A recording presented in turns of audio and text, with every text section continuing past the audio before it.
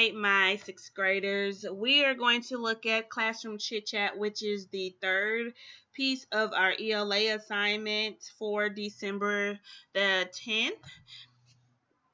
This one is about figurative languages, okay? So our instructions tell us to underline the figurative language in each sentence. Write the sentence number next to the matching meaning. So in each sentence, we are going to underline the figurative language, and then we're going to go through and match the meanings. I am going to go through and underline every single figurative language with you guys. Well, I'm going to box it because boxing will give you a clearer picture. Okay, but I'm going to give you a couple of examples on the meanings, and then you're going to finish the rest of yourself, okay? So I'm going to zoom in just a little bit to focus more on our sentences, and then we will slide over and look at our meanings after that, okay? Sentence 1 says, "Look at all my eager beavers working so nicely today. Thank you," Miss Bright said to her class. My figurative language, get my pencil ready, sorry, is eager beavers. Okay? My next one says, "That math test was a piece of cake. I know I got every answer correct," Emma exclaimed. My figurative language is a piece of cake. "Please scoot over and give me some elbow room. You're crowding me," Jack told James. Elbow room is my figurative language. "I have a lot of papers to pass out. Can someone give me a hand?" Lizzie asked. Give me a hand is my figurative language. Slide up. Tip is feeling under the weather, so he will be absent today, Miss Bright told the class. Under the weather. "You know where I left my library book? I'm all ears," Maddie told Devon.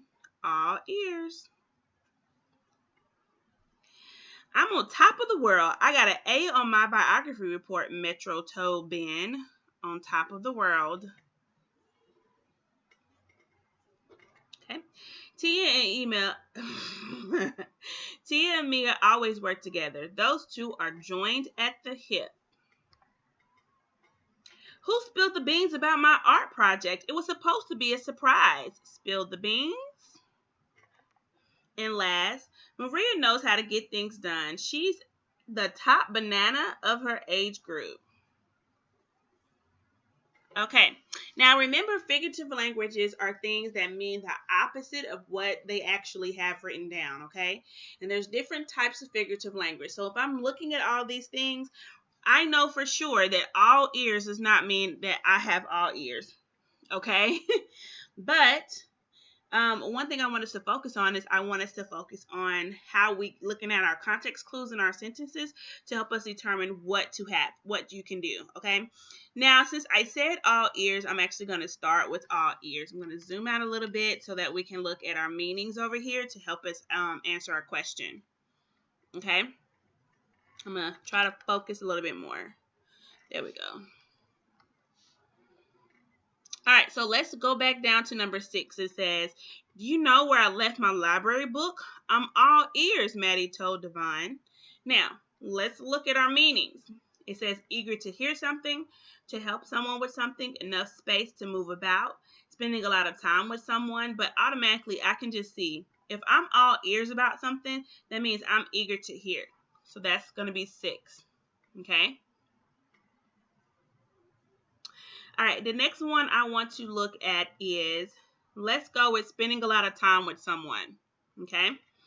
Now, is eager beavers sound like you spending a lot of time with someone? A piece of cake doesn't sound like it. Elbow room doesn't. Give me a hand doesn't. Under the weather, we've already did all ears, so I'm marking that out. I'm on top of the world doesn't seem like I'm spending time with anybody. Tia and Mia always work together. These two are joined at the hip.